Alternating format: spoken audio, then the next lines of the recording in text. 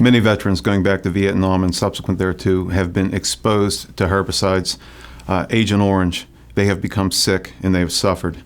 The PACT Act has expanded some of the presumptions for Agent Orange. It's a complicated system, however.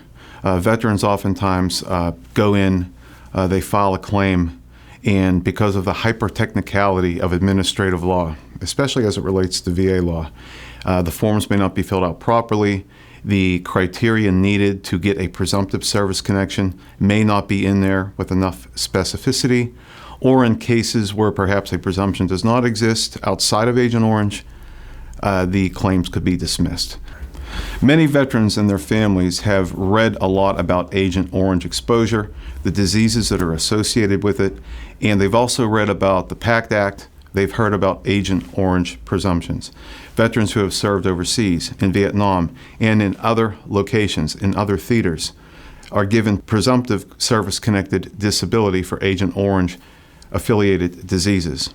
Unfortunately, it is oftentimes misleading that when a veteran or their family sees something online or sees a commercial and the commercial deals with the issue of Agent Orange, it looks like they simply need to fill out a form, make a phone call, push a few buttons, and get the benefit.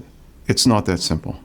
And oftentimes, veterans who served in certain theaters of combat or service versus others will not get the same presumption.